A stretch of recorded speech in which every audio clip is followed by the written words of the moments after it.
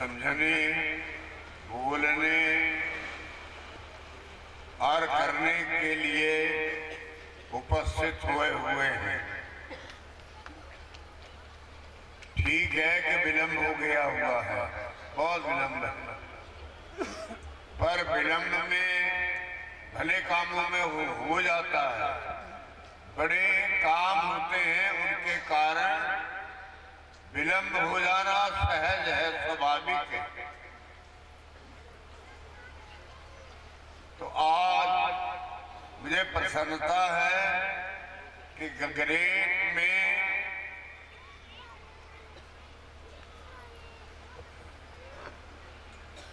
परमेश्वर की प्राप्ति के लिए, उनको समझने के लिए हम क्यों आए, हमें कैसे भेजा गया, क्यों भेजा गया, कैसे भेजते हैं, आदि आदि बातें आज के विषय की हैं। पर लगता है कि समय बहुत कम है। जितना समय होगा उसके अनुसार ही कुछ बोला जा सके।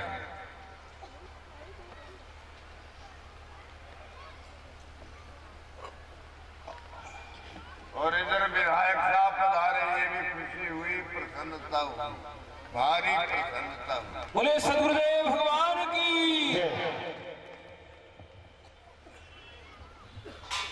जानकारी का आदमी ही बिठाओ,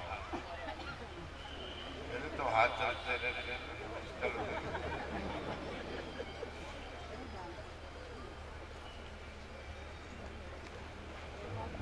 जय जय श्री।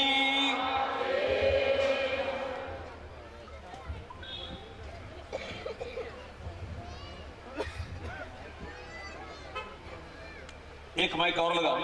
आज हम पहले तप की बात करेंगे। पहला दिन तप का ही होता है।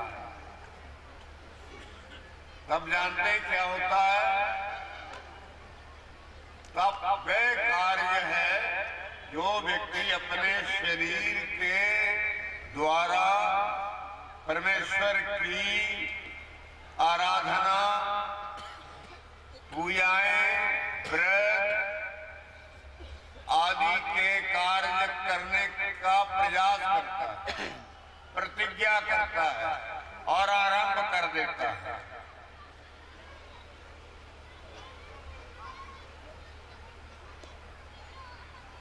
प्रभु ने एक बात कही है कि यदि पहला तप जो है व्यक्ति ने वे जान लिया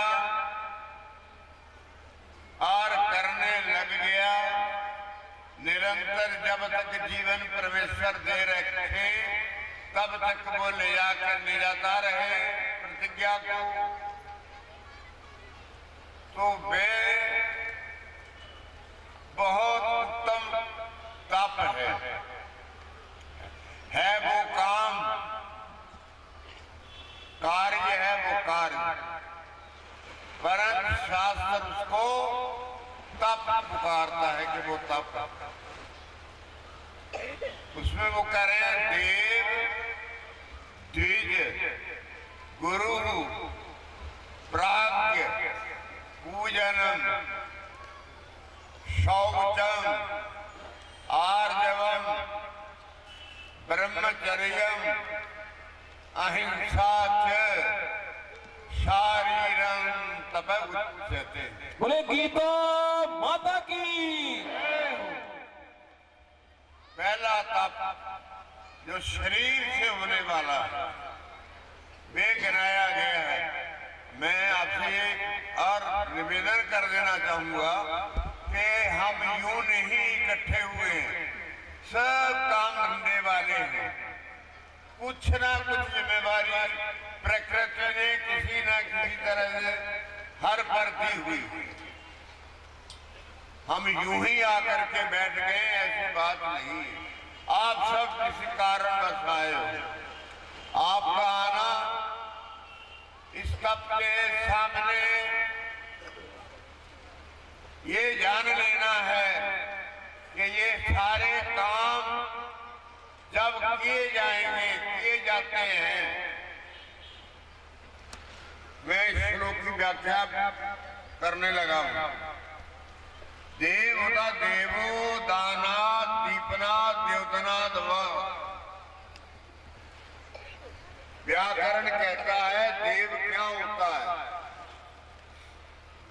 देवो दानात्, देवता वह अलौकिक शक्ति है जो सबको सब कुछ देती रहती है। दीपनाथ, प्रकाशशील रहती है, स्वयं प्रकाशशील है। और द्योतनाथ, दूसरों को प्रकाश प्रदान करती है।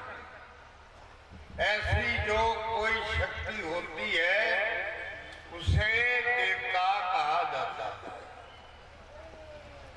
फिर सुन लेना, देवो दानात् दीपनात् द्योतनात् वा। ये बात व्याकरण कह रहा है। मैंने जो देव शब्द रखा है यहाँ, तो वो ये कहते हैं कि देव हम मानते ही उसे हैं जो हर समय देता ही रहता है, लेता नहीं है, मांगता नहीं है, देता।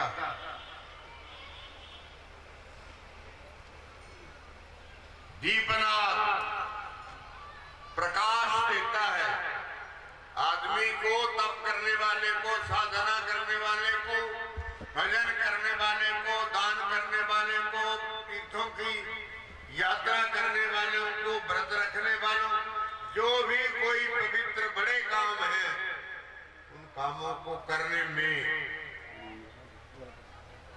जो भी बल प्राप्त होता है वे उन्हें प्राप्त हो जाता है। और स्वयं तो प्रकाशशील है, परंतु वो सारे विश्व को प्रकाशित करता है।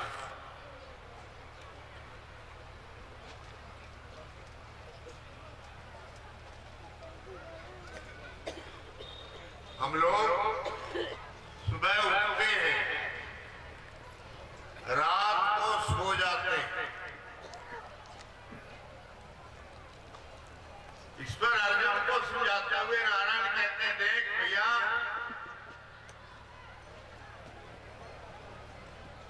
कि जब सूर्य का प्रकाश होता है तब सब जीव जितना मात्र 84 लाख योनि है वो सब के सब उठ जाते हैं, अपने अपने धंधे में लग जाते हैं। बोले सूर्य भगवान की। और जो ही रात्रि आती है वो सब के सब जीव निद्रा गोदी में चले जाते हैं, नींद में चले जाते हैं। उसको वो दूसरी तरह ये समझाना चाह रहे हैं कि ब्रह्मा ने, परमेश्वर ने अर्जुन जो बात की है, कही है, वह बात इस प्रकार है, समझी जाती है कि व्यक्ति दिन भर का अर्थ है, जितना मात्र उसके अंदर प्रकाश है, क्रिया करने की क्षमता है, वह दिन है।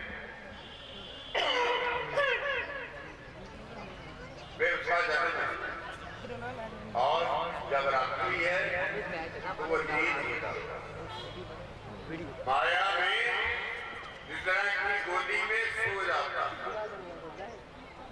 अर्जुन ये सोच के चलना चाहिए कि रात हमारी मृत्यु लाती है और सूर्य हमारा प्रकाश। बोले कृष्ण कन्हैया लाल की।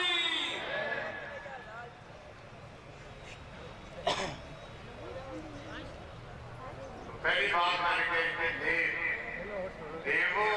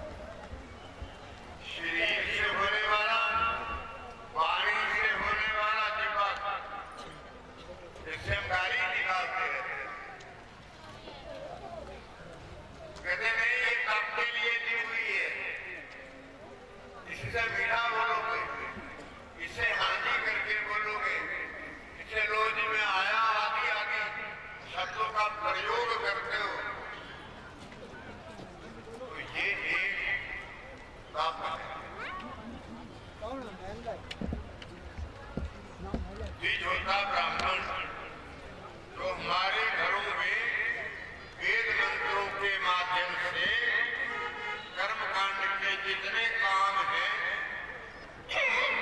ये कराते हैं, ये द्विज होता। गुरु हमारे वे होते हैं जो हमें पूरी तरह सुशिक्षित कर परमेश्वर की ओर भेजने की पूरी व्यवस्था करते हैं।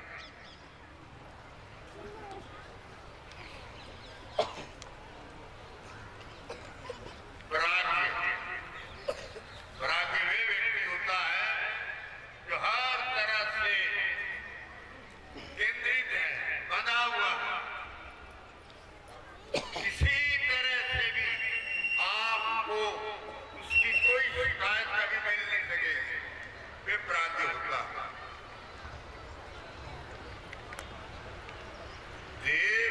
द्विज, गुरु और प्राज्ञ, इनकी कहते हैं जब ये मिले, घर पधारे, आप जाएं, तो ये जब भी इनमें से कोई मिल जाए तो उनकी सेवा करो, पूजा करो। देव द्विज गुरु प्राज्ञ पूजना, इनकी अर्चना करनी, वंदना करनी, चरण स्पर्श करना और कुशलता पूछनी आदि है।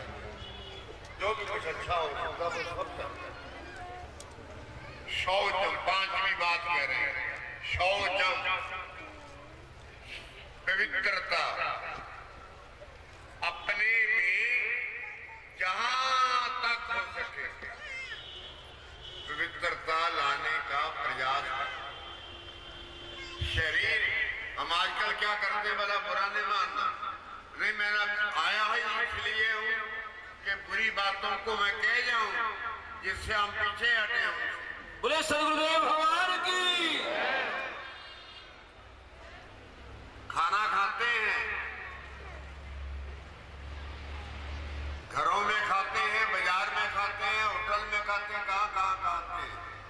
जहां भी वे खाते हैं, मैं समझता हूं बहुत कम लोग हैं जो खाना खाने के बाद अपने हाथों का मंजन करें, कुल्ला करें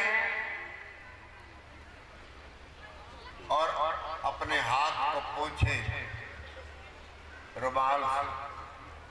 ये क्या है? ये शुद्धि है हाथों की। शास्त्र कहता है अद्भय गात्राणि शुद्ध्यन्ति मन सत्येन शुद्ध्यति। शरीर का कोई भाग ले लो, कान खुजला लो, नाक खुजला लो, कहीं भुजा इधर उधर करो, कुछ भी करो, जहाँ शरीर का एक भाग दूसरे भाग के प्रति कोई क्रिया करता है तो वो धोने के योग्य हो जाता है। नहीं, बोले सदगुरुदेव भगवान की। हम क्या करते हैं, कान खुजला रहे होते हैं या नाक खुजला रहे हैं। मंगलवार का दिन है, भगवान महावीर जी का मंदिर है, एक भक्तजन आते हैं लड्डू का डिब्बा लेकर, वो महावीर जी को भोग लगाकर बांटते आ रहे हैं। मेरे तक आ जाते हैं, लड्डू देते हैं, और मैं वही व्यक्ति हूँ जो नाक में अंगुली दिए हुए जला रहा था। मैंने दोनों हाथ कर दिए, लड्डू ले लिया और खाने लगे। होता है ऐसा या नहीं? कोई धोता है? खाना खाकर नहीं धोते। कागज मिलते हैं आजकल बाजार में, उन कागजों को पकड़ते हैं, ऐसे ऐसे करते हैं, फिर मुखरा पहुंचते और फिर यहाँ फेंक देते। बोलिए सदगुरुदेव भगवान की। क्या ये करना अच्छा है? तो सब बोलो ना फिर।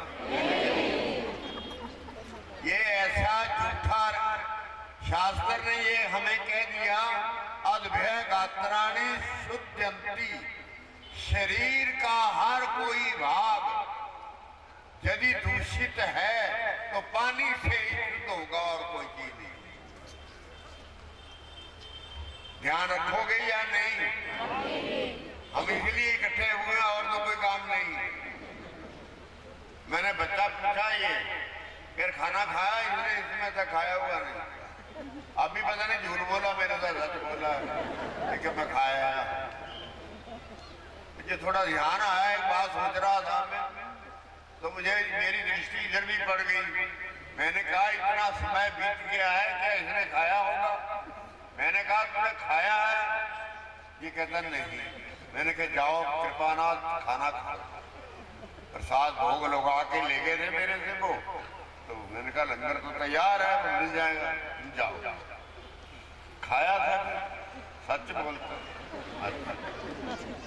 बोलिए सदगुरुदेव भगवान की। क्या कहते हैं? अध्यय गात्राणी शुद्ध। ध्यान रखना, शरीर का कोई भाग है उसकी शुद्धि पानी के बिना नहीं होगी, ये ध्यान रखना। धर्मशास्त्र ने एक पंचांग स्नान रखा हुआ है। कोई व्यक्ति रोगी हो जाए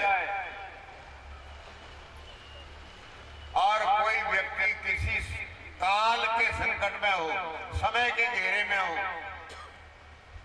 उसको नहाने धोने के लिए साधन ना बन पा रहे हो, तो उसके लिए कहते हैं वो कि पंचांग स्नान करा देना चाहिए। दोनों हाथ, दोनों पांव और मुखड़ा भाई ये धो लिया तो शुद्धि हुई। सामान्य शुद्धि ये उन्होंने कही हुई, पर हर समय अगर हम सिर खुजलाते रहे, नाक खुजलाते रहे, कान खुजलाते रहे, शरीर के किसी भाग को खुजलाते रहे, तो ये शुद्धि जाएगी नहीं। मैंने बोल दी एक बात के पक्का रखो, अपना शरीर बिना पानी से पवित्र हुआ है ऐसा कभी नहीं समझना नहीं होता। करना चाहिए।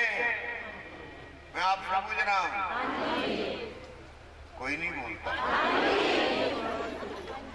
सब बोल रहे, जोर से क्यों नहीं बोलते? हाँ, करना। अपने बच्चों को सिखाओ, खाना खाना था पहले हाथ धोने, और खाना खा लिया अपने बर्तन उठाओ, खुद अव्वल तो साफ करो। नहीं कर सकते हो जो कुछ परिवार की व्यवस्था जो है वो और अपना दांतन की तरह दांतों को तो साफ करो, हाथ को साफ करो, कुल्ला करो। फिर कहते हैं शौचम हो गया।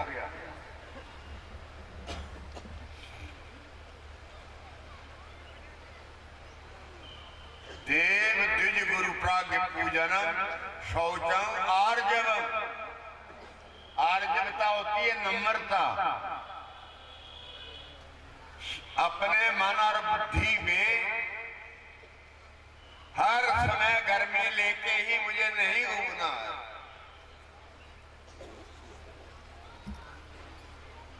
बंधु हर तरह की गर्मी है। शरीर के रक्त की गर्मी तो है, परंतु कहीं पैसे की गर्मी है, कहीं जड़ता की गर्मी है, कहीं पर विद्या की गर्मी है, कहीं पर जरा की चोरी की गर्मी है।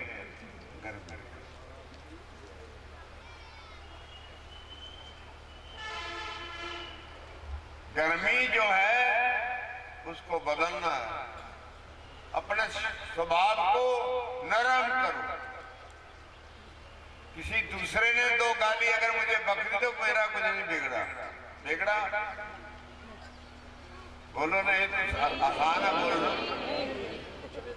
किसी व्यक्ति ने मान लो मुझे दो गाली निकाल दी, 4 निकाल दी, 10 निकाल दी, 100 निकाल दी। शिशुपाल और भगवान कृष्ण दोनों भाई भाई हैं रिश्तेदारी में।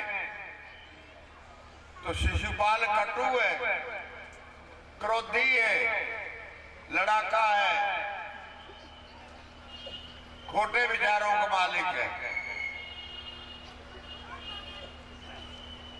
तो भगवान कहने लगे मौसी से, जो रिश्तेदार थी वो उनकी, जिनका वो बेटा था शिशुपाल, कहने लगे ये देख लो गाली देता है, ये इसको हटा लो। कहते बच्चे मैं बहुत समझाते हुए नहीं मानता है, पर तू भी गुस्सा नहीं करा कर, देवियों की जैसे बात होती है। ऐसे करके वो उनका सुनो मेरी बात, 100 गाली दे दे ये मैं सहन कर लूंगा। कहते 100 से ऊपर अगर एक गाली भी आ गई तो मैं इसे खत्म कर दूंगा। कुर्बान के बिहारी।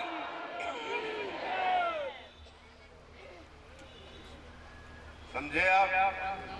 शिशुपाल ने अपना सुनकर समझकर हिदायत मिलने के बाद भी 100 से ऊपर कर गया। भगवान उतार दिया, सिर काट दिया। ये क्या हुआ?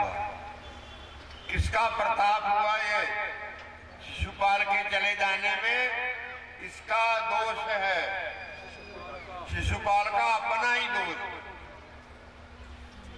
जो उसमें आर्जवता नहीं है, नम्रता नहीं है, स्नेह नहीं है, प्रेम नहीं है, सहृदयता नहीं है, हमदर्दी नहीं है, कोई चीज नहीं उसमें। नहीं होने के कारण भगवान ने विदा कर दिया। इसलिए हमें आर्जवता रखनी है, नम्रता रखनी है हर समय। गाली नहीं देनी, कभी नहीं देनी गाली, गाली देने को मना किया हो। बोलिए सदगुरुदेव भगवान की। बच्चों को रोजाना समझाओ, जहाँ स्कूल का पाठ समझ कर आते हैं, वहाँ खाना वाना खिलाने के बाद 1-2 बातें अपनी भी टिका देनी उनके दिमाग में, फिर नहीं मिलेगा कुछ भी। 10-20 साल के हो जाएंगे, 20-25 के, फिर कुछ नहीं मिलेगा। सिखा लोगे कुछ, सिखाया जा सकेगा? कोई नहीं बोलता। हाँ ऐसे बोलो। मैं ये चाहता था कि हमने कोई बात कही तो दूसरा सुन रहा है, नहीं सुन रहा है तो उसका उत्तर जिब्बा से दे। मैंने सुन लिया, ये मामला नहीं है यहाँ। मैं आपके सुने हुए को क्या करूं जब मुझे ये पता नहीं चला कि आप रुकोगे कि नहीं रुकोगे। जब आप जिब्बा से कहोगे तो मुझे पता चल जाएगा। ये जिब्बा जो है ना, ये 3-4 काम करती है इकट्ठे। गाली गोली भी बक देती है, बकाने वाले के हाथ है वो। पर सूरदास की तरह भजन भी रात दिन करती रहती है। जिब्बा जो है ये रात दिन भजन भी करती है। जय श्री। पुराने जमाने में रिवाज रहा था, कथाएं होती थी हमारे परिवारों में, देहातों में, नगरों में। तो कथा होते होते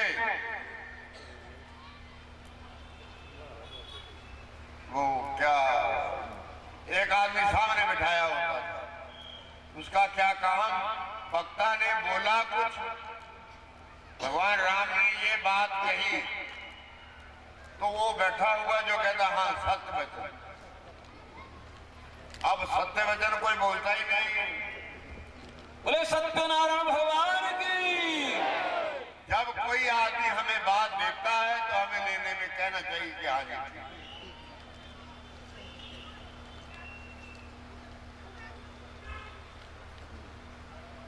और जब देव द्विज गुरु प्राग्ञ पूजन शौचम आर्जवम ब्रह्मचर्यम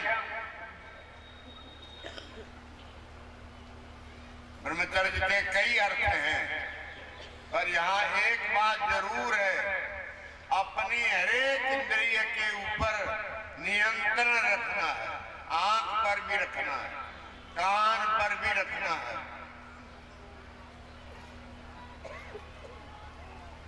हम किसी के विरोध में नहीं बोल रहे हैं, ध्यान रखना। हम तो शास्त्र की बात बोल रहे हैं सिर्फ, इतनी आई। मैं अभी एक ही श्लोक पर बोल रहा, 2 और हैं, आगे समय मिला तो बोल दूंगा, नहीं तो एक भी ये बहुत है। ब्रह्मचर्यम, अपने आप को संयम में रखना, वाणी भी संयम में रखनी, आंखें भी संयम में रखनी, कान भी संयम में रखने, हाथ भी संयम में रखने। ये नहीं कि मैं खड़ा हूं, मेरे सामने तो एक आया जो मेरा 3 दिन पहले लड़ा था एक आदमी, मैं कहूँगा बस तब तो बड़ा गर्म हुआ था, बता कब तेरा मैं क्या करूं। तो ये क्या हुआ, ये बात बुरी है, ये नहीं है। मेरा तो शत्रु है ही कोई नहीं। भगवान ने ये कहा है,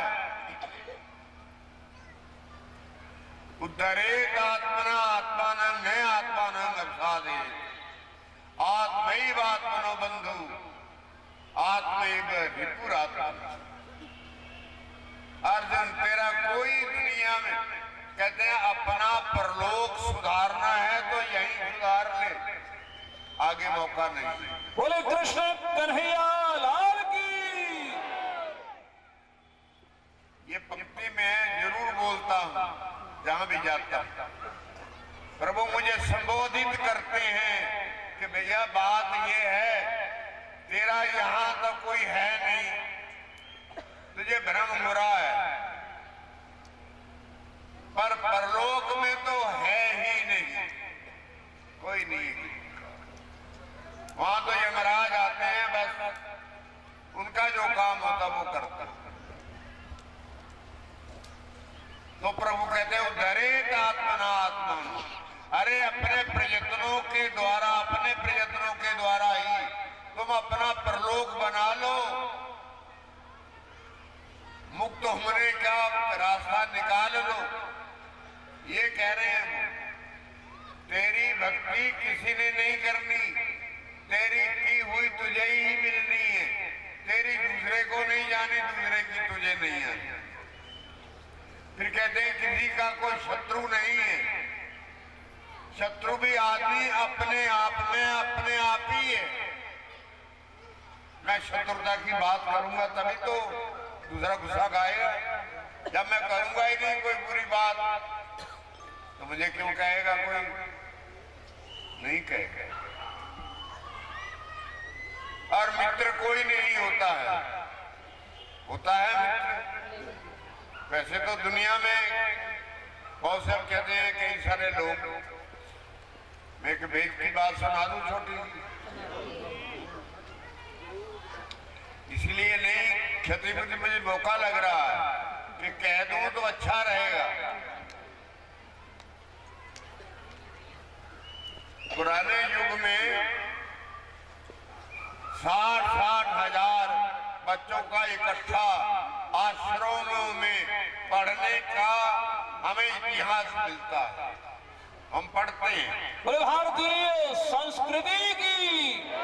60-60 हजार बच्चा पढ़ रहा है, उनका खान पान, रोटी, कपड़ा, भोजन, सब निवास, सोना, रहना, पढ़ना लिखना सब वही होता है। किसी से कोई फीस नहीं ली जाती थी। वे राजा लोग, सेठ लोग, बड़े बड़े लोग आकर के अपना पूछ जाते थे, महाराज कोई चीज चाहिए, तो वो श्री आश्रम के जो मुखिया होते थे वो कह देते थे कि नहीं महाराज कुछ नहीं चाहिए, अभी सब कुछ है। जब वो तो वो लिखवा जाते थे, जरूरत पड़े तो हमारे पता कर देना।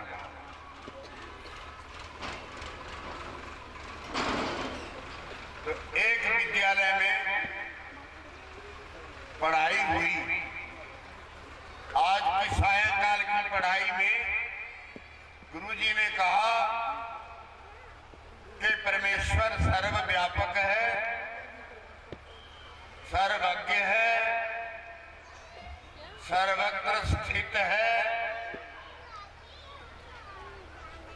यहाँ तक के आदमी के भीतर भी वो रहता है।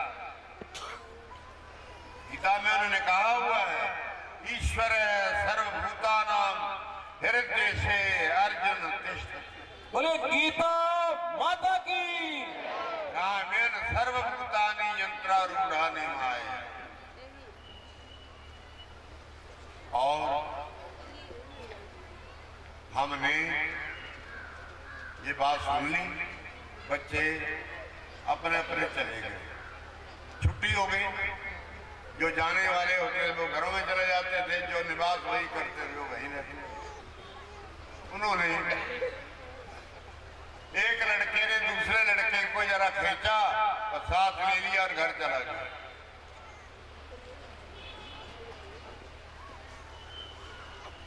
सुबह विद्यालय लगा और विद्यालय में वो लड़का भी आ गया, वो लड़का भी आ गया। तो आज जो क्लास लगी तो वो लड़का बोला, एक जो गया था किसी के घर रात काटने, जो मित्र जो पकड़ के ले गया ना कि आज तू मेरे साथ रह, आज यहाँ रहना, मेरे घर रहना। तुम उसको ले गया, वो आ गया सुबह, तो हाजिर होता ही उसके दादा लगते थे, वो जो पढ़ाने वाले दादा अध्यापक थे। वो कहने लगे, वो लड़का कहने लगा, दादाजी।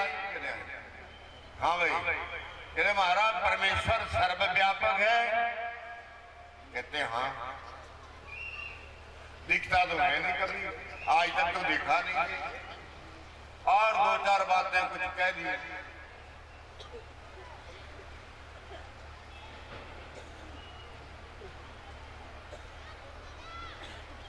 गुरुजी ने कहा, आज विद्यालय बंद, आज अवकाश, इस शंका पर आज अवकाश, कोई पढ़ाई नहीं हुई, स्कूल बंद कर दिया, बच्चे अपने अपने हो गए। उसको रख लिया जो कहता परमेश्वर देखा नहीं है कहीं। वो कहने लगे, वो जाओ वहां से नमक ला उठाकर। उन दिनों नमक डली वाले होते थे या नहीं? देखे ही नहीं, सारी दुनिया ने देखे। पाकिस्तान बनने से पहले वही नमक चलता था ज्यादा।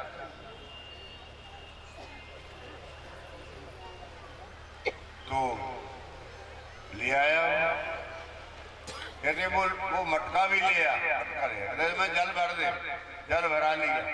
कहते ये डली जो है ना, टुकड़ा जो है नमक का, ये इसमें छोड़ दे। उन्होंने छोड़ दिया।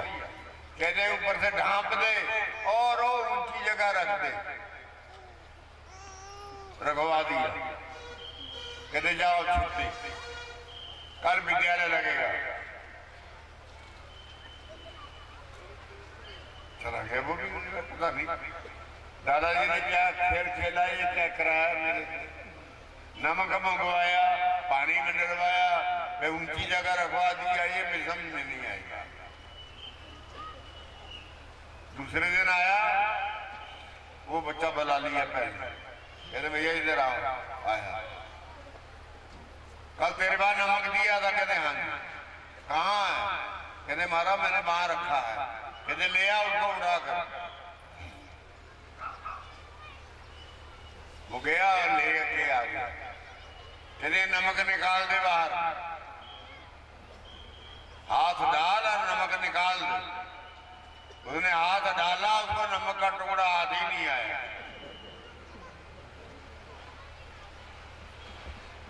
नमक घुलनशील वस्तु है, घुल जाता पानी में, घुल गया।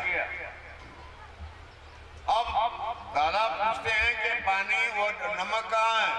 हमारा वो तो नहीं मिला। कहते कहाँ गया? कहते पता नहीं। कहते पता नहीं तो फिर देख जरा, इसको पी के देख। तो ऊपर से पीता है जरा, तो चिल्लाता है कि दादा बहुत नमक है, बहुत नमक है, बहुत नमक। वो कहता तू कहता है ही नहीं और अब ये नमक कहां से आया?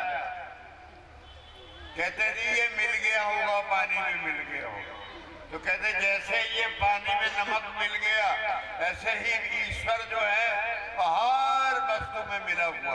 बोलिए सदगुरुदेव भगवान की, कृष्ण कन्हैया लाल की जय जय श्री राधे। अब नमक है भी दिखता नहीं, प्रतीत होता है, कार्यों से प्रतीत होता, पीते तो नमकीन लगता है। इसी तरह प्रभु कार्यों से प्रतीत होते हैं, वैसे नहीं होते प्रभु। या साधक लोग अपार तपस्याएं करें तो बंधु देव द्विज गुरु प्राज्ञ पूजन शौचम आर्जवम ब्रह्मचर्य अहिंसा। अहिंसा जानते हो क्या होता है? किसी को पीड़ा नहीं देना, शरीर में कोई बात ऐसी नहीं करना किसी के शरीर पर जिससे उसको पीड़ा हो। पीड़ा दो तरह की होती है, एक हृदय को होती है, एक जीव को होती है सीधी। जो जीव को होती है ना पीड़ा वे भी, और जो हृदय में आती है वो भी। किसी के परिवार में कोई अशांति की बात हो जाती है, महीनों वर्षों भर बेचारे दुखी रहते, सब कुछ है घर में, पर कोई जो घटना घटी है वो असह्य है, इससे उनसे दुखी घूमते हैं अपने आप। होता है या नहीं होता? वो हृदय की होती है। वो पीड़ा कहाँ की है? दिल की, उर्दू में दिल बोलती है, हृदय की है। कभी नहीं किसी को दुख पहुंचाना। ये मैं क्या बता रहा हूं भला याद है? शरीर का तप कैसा होता है? आदमी को अपने शरीर के द्वारा तप करना चाहिए। उस तप में कितनी चीजें आई, देवता आया, तेज आया, गुरु आए, प्राज्ञ व्यक्ति का नाम आया, शौच पवित्रता का नाम आया, देव द्विज गुरु प्राज्ञ शौचम आर्जवम ब्रह्मचर्यम अहिंसा। अहिंसा आई। हिंसा होती है किसी को पीड़ित करना, मारना, ये हिंसा होती है। और ना ऐसा करना वो क्या होता है? अहिंसा होता है। अपने शरीर से तुम किसी दूसरे के शरीर को पीड़ा ना पहुंचाना, ये शास्त्र बोल रहा है।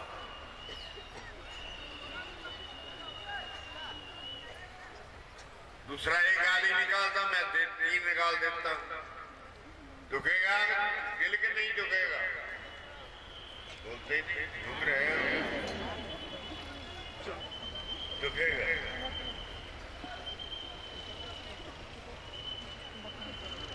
अहिंसा, अहिंसा का अर्थ होता है किसी भी जीव को, आदमी की ही बात नहीं, कोई जीव भी चलता फिरता है उसको दुखी नहीं करता। कोई जमाना रहा है, आप लोग खेती करते थे, हम लोग खेती करते थे, जिम्मेदारा करते थे, तो मनुस्मृति में लिखा हुआ है कि अगर बैल जोत करके फिर हल जोतना हो तो बैल को मारना हो तो जो कंधे पर रखा हुआ तौलिया करना है, सिर्फ वो उसकी चोट करना। बोलिए सदगुरुदेव भगवान की। बैल को चोट किस तरह पहुंचानी? कपड़े से।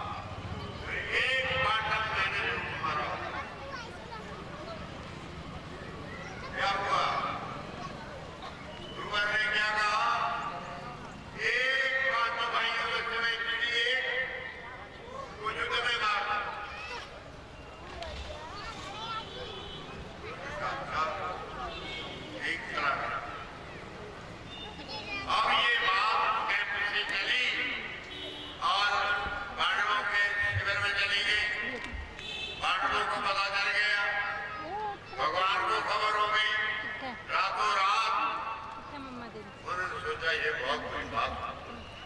गुरु जी ने अगर प्रतिज्ञा कर ली है कि मैंने एक मारना तो मुझे मारना है और मरेगा ही।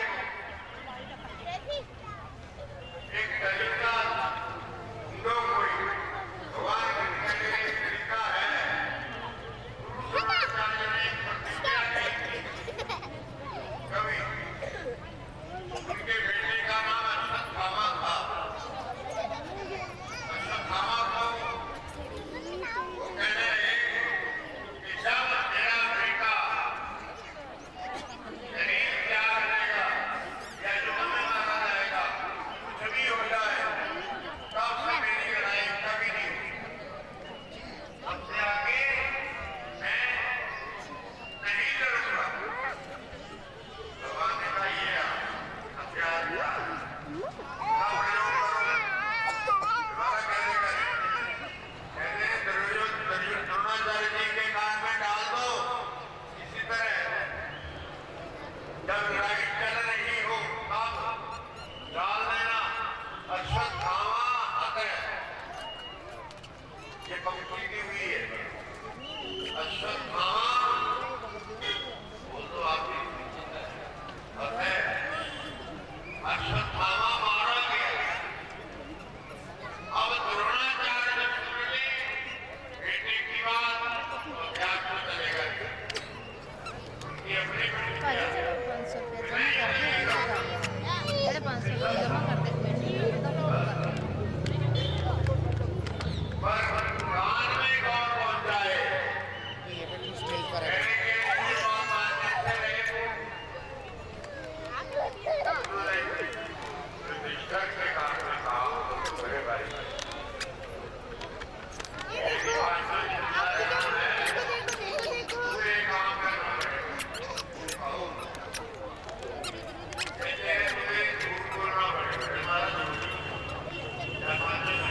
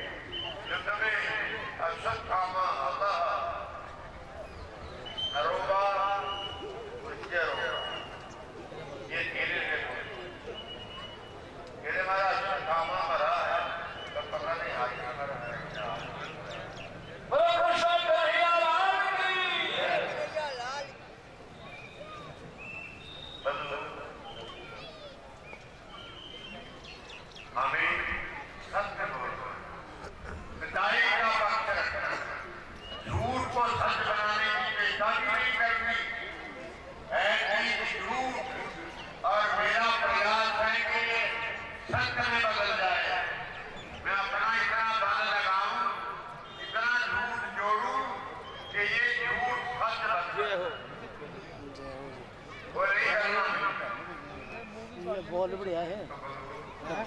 ये 7-8 निश्चय यदि कोई करता है तो ये उसका शरीर का तप है। हम 2 तप हैं,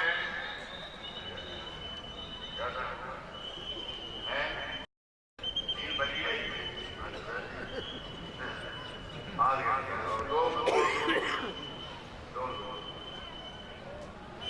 जरा ये होता है कि मैं रास्ते में सोच रहा था आता हुआ, अगर इतना बड़ा रखा हुआ तो 2 दिन चाहिए। बोलिए सर्वदेव भगवान की। तो पर वो बात पहले नहीं हुई, दिमाग में आई, बाद में आ गई, आते आते आ गई। तो अब मुझे यहाँ आकर के जब देख जनता को देखा तो लगा कि बातें ही होनी चाहिए। बोलो शिव धाम की, कृष्ण कन्हैया लाल की जय श्री। एक दिन में कुछ हाथ नहीं आता तो दूसरा था पानी का। ये मैंने क्या बताया? बोल दो। शरीर का, शरीर का तत्व बोलोगे याद हो जाएगा, बोलते रहोगे याद हो जाएगा। और ये जो आजकल रिवाज चल पड़ा है ना, एक आदमी बोल रहा दूसरा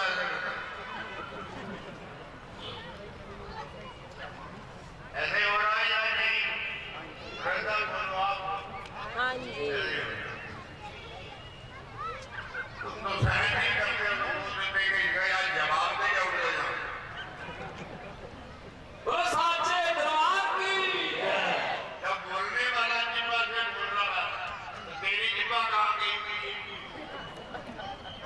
तुम्हें हाँ हाँ तुम तो बोल रही हो, जुबान से बोलते।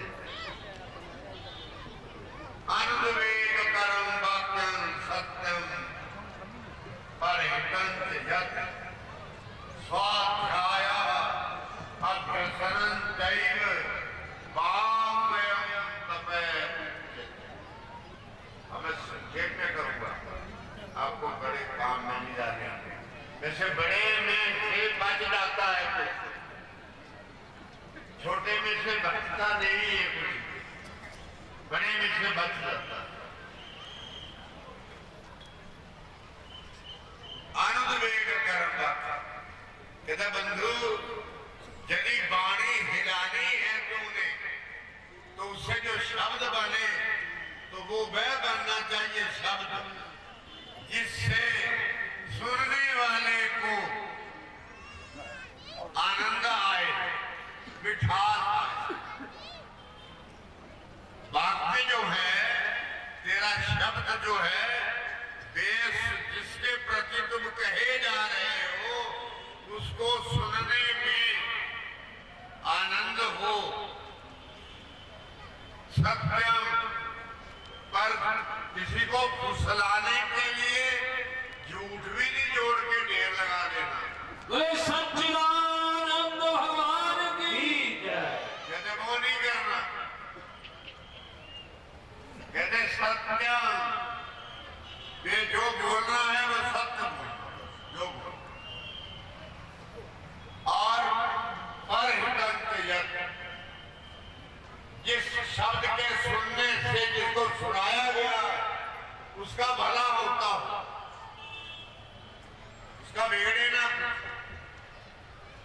ऐसी चालाकी से भी शब्द निकालने जिनके अर्थ निकलते कुछ हो, निकाले कुछ जा रहे हो, वो नहीं बोल। ये वाणी का तप बोल रहा हूं। यदि वाणी का इस प्रकार हम प्रयोग नहीं करेंगे तो मुश्किल होगा। दो बातें हो रही हैं। पहली बात कही कि वाणी के द्वारा कटु शब्द बोलने का जीवन में कभी भी प्रयास नहीं करना। कौड़े शब्द, गाली देना, झूठ बोलना, चालाकी खेलना आदि आदि नहीं करना। ये बात कह रहे हैं। परिहितं यत्, सुनने वाले का हित होता हो। स्वाध्याय अभ्यसनं चैव, दो वस्तु में और दे रहे हैं। कहते स्वाध्याय, वेद में कहा है स्वाध्यायो अध्येतव्य, स्वाध्यायात् मा प्रमद। फिर भगवान बोलते हैं, हम लोगों को समझाते हुए कह रहे हैं कि भैया पढ़ो पढ़ो, बहुत ज्यादा जीवन भर पढ़ते ही रहो। बोले वेद भगवान की। स्वाध्यायो अध्येतव्य, स्वाध्याय जो आत्मज्ञान परक बातें हैं वे जीवन भर पढ़ते रहना चाहिए। घंटा, 2 घंटे, 3 घंटे, जितना समय आपको मिलता है उतना लगा दो, लगाओ, जरूर लगाओ। फिर कहते हैं स्वाध्यायात् मा प्रमद, मेरी इस बात से विद कह रहा है, मेरी इस बात से प्रमाद नहीं करना, कहीं गफलत नहीं कर लेनी, गलती नहीं करनी। किताबें कहती रहती हैं, अरे किताबें कहती रहती है तो पिता की किताबें खुद तो तैयार हुई नहीं, वो तो किसी ने तैयार की है। जिसने तैयार की उसने ही लिखा होगा। कहते हैं इसका प्रमाद नहीं करना। वेद भगवान कह रहे हैं हमें कि आप पवित्र बातें, पवित्र कथाएं, पवित्र चर्चाएं, ब्रह्म ज्ञान के प्रसंग, प्रभु की प्राप्ति के प्रसंग, ऊंचे उठने के प्रसंग, अच्छे बनने के प्रसंग जहां भी मिलते हैं, जब भी मिलते हैं, तब लेने चाहिए। बोलिए सदगुरुदेव भगवान की। ये कह रहे हैं। दूसरी बात, स्वाध्याय ये हो गई।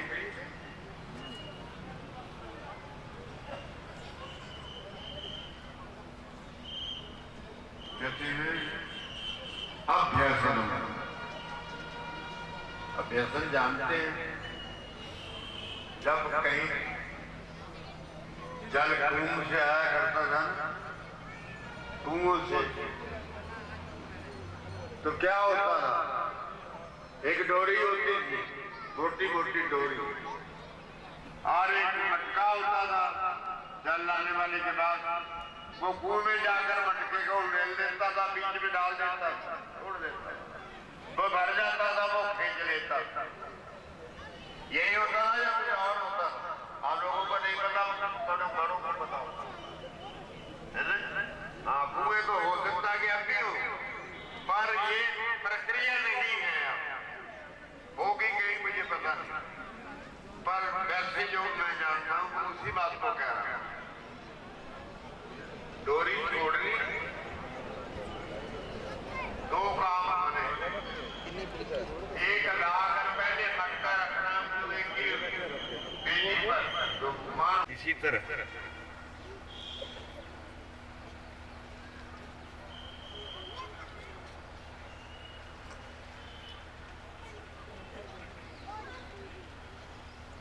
बोलिए सदगुरुदेव भगवान की। तुलसीदास की बात कहने को मन कर रहा था, मैंने कहा कहूं कि नहीं कहूं, कह देता, नहीं थोड़ा ही टाइम मिल रहा। मैं अब प्रसंग को दूसरी तरफ बदल दिया, बात वही है। हाँ, कहने लगा तुलसीदास बहुत मान्य व्यक्ति रहे। एक कवि ने लिखा हुआ है कि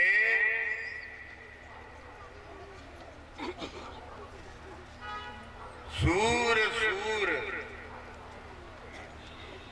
तुलसी शशि उड़ुगण केशव दास।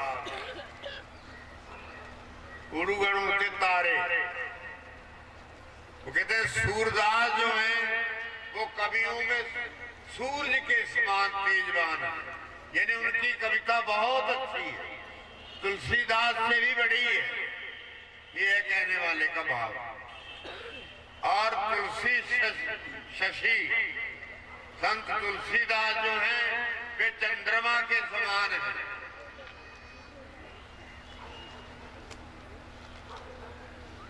और उड़ुगण केशवदास, केशवदास भी बड़े भारी कवि हुए हिंदी के, तो वो उसके लिए वो कहते हैं ये आकाश में जितने तारा गण हैं, ऐसे केशवदास जैसे जो कवि हैं वो ये तारा जैसे, ताराओं के समान हल्के हैं। क्या बात हुई? हमने ये बात कही है कि वो ये कहता है, किताब ये कह रही है स्वाध्याय अभ्यसनम।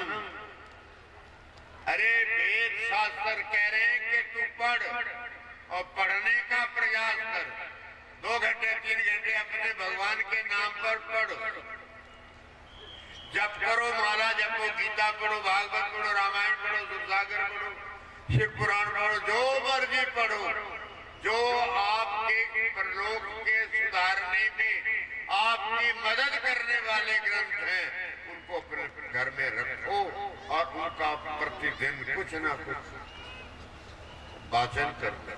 बोले भारतीय संस्कृति की। अभ्यसन होता है प्रतिदिन नियम पूर्वक निश्चित समय पर परमेश्वर के बारे में भजन करना, या पुस्तक से करना या माला से, कोई करना।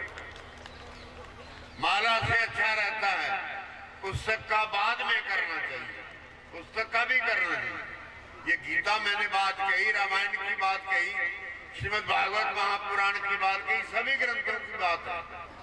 ये दो तरह के लोग हैं, जो कि इधर दक्षिण के लोग जो हैं वे ज्यादातर भागवत को उस तरह लेते हैं पाठ के रूप में। आप हमारे इधर जो है वो इधर कथा चर्चा में लेते हैं।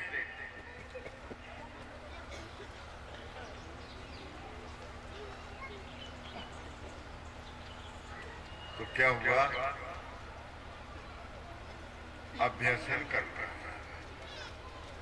हमें प्रतिदिन जाओगे ऐसा वायदा करके यहां से नहीं जाओगे, तो पूरे पूरे हाथ उठा दो, दुखते थोड़े। जय जय श्री। आप बहुत अच्छे हैं, आपसे बहुत भले हैं, तो आप इनको उठाने में ही संकोच करते हो। जय जय श्री। हमने नारायण के लिए वायदा किया हुआ है, लिखा हुआ है गर्ग संहिता में कि जब बच्चा गर्भ में होता है, 4 महीने का होता है, तो वो उसको जीवत्व मिल जाता है, और जीवत्व मिलने के बाद फिर उसे पता लगने लगता है कि मैं संकट में हूँ, मैं बड़े छोटी जगह में हूँ, और मैं इन बुराइयों से घिरा हुआ हूँ। मेरे इर्द गिर्द जो मल मूत्र के ढेर लगे हुए हैं। बच्चा सोच रहा है माता के, मैं जब माता के गर्भ में रहा हूँ तो मुझे भी इसी तरह, सारी दुनिया को ऐसा ही होता है। जिसको भी जन्म लेना है आदमी को, उसको ये प्रतीत होता है। बछड़ा नहीं बोलता, पशु नहीं बोलता, आदमी की जाति बोलती है। आदमी बोलता है, मैं बच्चा माता के गर्भ में विनती करता नारायण से कि हे प्रभु, तू मुझे अब जैसे भी हो सकता है मुझे इस नरक से निकाल लो, और मैं जब तक जीऊंगा तेरे चरणों की भक्ति करूंगा और कोई काम नहीं। भगवान के बिहारी लाल की। और हल्ले गुल्ले पहले शुरू। बोले सदगुरुदेव भगवान की। कोई भी घर में कहता कि ये बात ऐसे करनी है, ये ऐसे करेगा, नहीं कहता। तो हमने वायदा किया हुआ है। एक आदमी के साथ आप वायदा कर लो, किसी को पैसे चाहिए हो तो 2000 रुपया थोड़ा 2 दिन के लिए, तो आप वायदा कर लो कि हाँ परसों मिल लेना, मैं दे दूंगा। वो परसों में आ जाए और आप खाली हाथ खड़े हो और बोलो वो मुझे याद ही नहीं रही, तुम्हें याद नहीं रही, उसका कार्य बिगड़ गया सारा। क्यों जी? उसको तो याद नहीं रही, इतने से जुट गया वो। पर जिसका काम बिगड़ गया वो क्या करे? इसलिए मैं कह रहा हूं कि अभ्यसन जो है वे हमें निरंतर इस तरह करना जैसे हम वायदा करके आए। परमेश्वर से आपका वायदा होया हुआ है। मैं नहीं कहता, किताबें कहती हैं, आपके धर्मशास्त्र कहते हैं, पुराण कहते हैं, धर्मशास्त्र कहते हैं, सूत्र ग्रंथ कहते हैं, जितने भी ग्रंथ बने हुए हैं उन सब में कहीं न कहीं एक चर्चा मिल जाती है। बोले भारतीय संस्कृति की। वो एक दूसरे में सब ने अपनी योग्यता के अनुसार परमेश्वर की चर्चा की हुई है और हमारे चरित्र को सुधारने के लिए प्रयत्न किए हुए हैं, रास्ते बताए हुए हैं, विधियां कही हुई है। तो करना चाहिए भजन या नहीं करना। जिब्बा से गाली नहीं निकालनी, झूठ नहीं बोलना, नरगल नहीं निकालना, जहर नहीं निकालना मुंह से, मीठा निकालना, मीठा।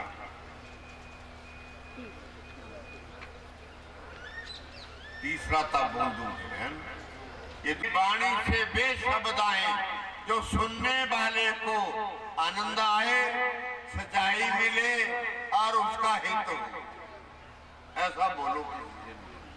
ये कहने का। दूसरी बात मैंने कही, स्वाध्याय और अभ्यासन, आंखों का, जिह्वा का काम, आंखों का और जिह्वा का काम। आंखें देखेंगी, जिह्वा बोलेंगे,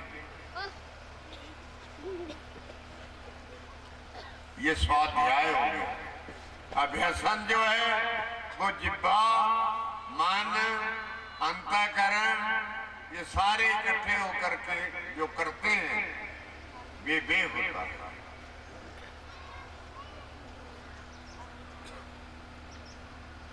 इसलिए हमें दो तप, ये तीनों ही रोज करने वाले हैं, 3 ही रोज होने हैं। ये नहीं कि एक दिन कभी कर लिया कोई, कभी कोई कर लिया, नहीं होता।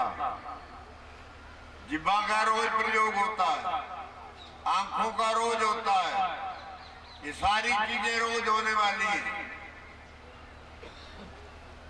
तो हमने घर गृहस्थी को सुचारू रखना है, अच्छा रखना, मजबूत रखना है, पवित्र रखना है और इनको जिस उद्देश्य के लिए मानवीय शरीर मिला है वह बात इनके दिमाग में डालनी है, बच्चा लोगों के। ये नहीं डालेंगे तो फिर चोर, डाकू, डकैत, कातल वगैरह क्या होते हैं, वो आ जाएगी बात, वो आ जाएगी हमारे में। उससे बचाना है इनको तो बचाओ। वो माता पिता ही बचा सकते हैं। माता शत्रु पिता बैरी ये बालों ने पाठित है। जिस माता और पिता ने बच्चों को सद्मार्ग पर नहीं चलाया, अच्छा रास्ता नहीं दिया, अच्छी शिक्षा नहीं दी और किताबें, भगवान का नाम, वचन, भजन, गायन, श्रवण, परिक्रमाएं, व्रत आदि की शिक्षाएं नहीं दी, वे माता भी और पिता भी बच्चे के दुश्मन हैं। बोलिए सदगुरुदेव भगवान की। ठीक। और तीसरा तब बताता हूं। तीसरा बड़ा सरल है। मन प्रसाद है सौम्यत्व, मौन, आत्म विनिग्रह, भाव संशुद्धि, रेतत तप मानस समुच्चय। ये मानसिक तप है। बंधुओं, मन प्रसाद है। कोई आदमी ऐसा देखा जो अर्थ में गुजर रहता हो, कहीं तो देखा होगा, नहीं देखा होगा तो देखने की चेष्टा करना, फिर अपने आप को भी वैसा ही करना। हम प्रसन्न हैं, हमें क्या लेना चाहिए? हम कमाएं, परिवार को संभालने और बाकी टाइम में भजन करें, और क्या काम है? हम काम तो वो कोई नहीं करते जो किसी दूसरे के काम आता हो। हम तो वही काम करते हैं जो हम कमाते हैं, हम ही खा जाते हैं, मिटा देते हैं सारा। इसलिए हमें मन प्रसाद, अपना मन हमेशा प्रसन्न रखना चाहिए। उठते बैठते चलते फिरते बोलते सुनते खुश रहो। गाले ये बात बहुत भारी है, बड़ी जरूरी है। मन प्रसाद, मन का प्रसन्न रखना, मन खुश रखना, हंसते नजर आना, मुस्कुराते नजर आना, खुशी खुशी नजर आना। और सौम्यत्व, अपने मुंह पर कभी भी बल नहीं डालने, चेहरे पर बल नहीं डालने। गुस्से वाले होते हैं ना, गुस्से के वाले, वे नहीं कहते डालने। जो आदमी मन की तपस्या करना चाहता है, उसे चाहिए अपने मन को प्रसन्न रखे, सौम्य रहे, सबके साथ एक जैसा रहे। सौम्य वो होता है मौनम, कम बोले, जरूरत पर बोले, यदि कोई पूछता है तो उसके उत्तर में बोले। हर समय बकबक करते ही फिरो, ये भी नहीं। ये मन के द्वारा होने वाला तप है जो मैं बोल रहा हूं, अभी आगे भी है। मन प्रसाद है, सौम्यत्व, मौन, कम बोलना। मौन मैंने चुप रहना। गीता में लिखा है, कहते हैं अर्जुन, दुनिया में अगर कुछ छुपा के रखना है तो एक ही चीज है कि चुप रहो। बोलिए गीता माता की। बुद्धियाना मौनं अस्मि, जो गुप्त बातें हैं उनमें कौन होता है? मौन। वो मौन मैं होता हूं। कहते तू अगर मौन रहना सीख गया तो मान ले मेरा तप कर रहा है। बोले कृष्ण कन्हैया लाल की। मौनम चैवास्मि बुद्ध्यानं, ज्ञानं ज्ञान बताऊं, ज्ञानियों में ज्ञान मैं हूं। प्रभु अपने लिए कह रहे हैं, प्रसंग बस बातें कह दिया। मौन बंधु, सबसे विनती है मेरी कि आज का दिन जो तोड़ा है आपने, मैं कहूंगा अगर 1 मिनट में कि खराब हुआ है या व्यर्थ गया है, तो ये बात हमारे सिर पर नहीं आनी चाहिए। ये बात हम क्यों ले, जब हमें बड़े बड़े संगीतकार सुना रहे हैं, बड़े बड़े विद्वान सुना रहे हैं, बड़े बड़े ऋषि मुनि आए हुए हैं सुना रहे हैं हमें बातें, फिर हम अपना आज का दिन क्यों जाने दें व्यर्थ? इसकी तो इतनी कीमत है जो जिन सारी किताबों की कीमत जितनी होगी। बोलिए सद्गुरुदेव भगवान की। इसलिए जो जो आपके पास आया है, मैंने ये तीनों को दोबारा दोहराना, यूं ही लाइन में 1-2 मिनट में 2 बातें इसी की अभी मानसिक तप की है। आत्म विनिग्रह,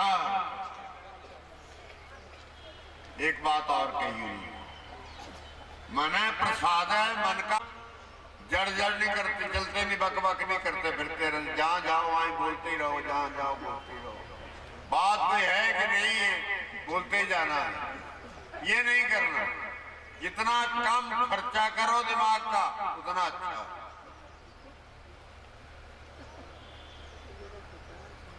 आत्म विनिग्रह, मौन और अब आया है आत्म विनिग्रह। कहते हैं किसी ने भी तुम्हारे साथ कटुता पूर्वक व्यवहार किया है तो तुम्हारा काम ये है कि तुम आत्म विनिग्रह करो, तुम अपने ऊपर नियंत्रण करो, अपने ऊपर कंट्रोल करो, उसका मुकाबला करने का प्रयास मत करो। ठीक नहीं। कुर्बान के बिहारी लाल की। एक आदमी गाली दे के पीछे रुकता और मैं पहले तैयार हो जाता, इन बातों से रोक रहे हैं वो हमें। ये काम तुम्हारा नहीं है, सभ्य जनों का ये काम नहीं, ये मूर्खों का काम है, धूर्तों का काम है, पगलों का काम है। ये काम नहीं करना। जो लोग तप की ओर जाना चाहते हैं, ये उनको ही तीनों बातें दी हैं। देव शरीर का तप, 7-8 चीजें काम है जो शरीर को करने पड़ते हैं।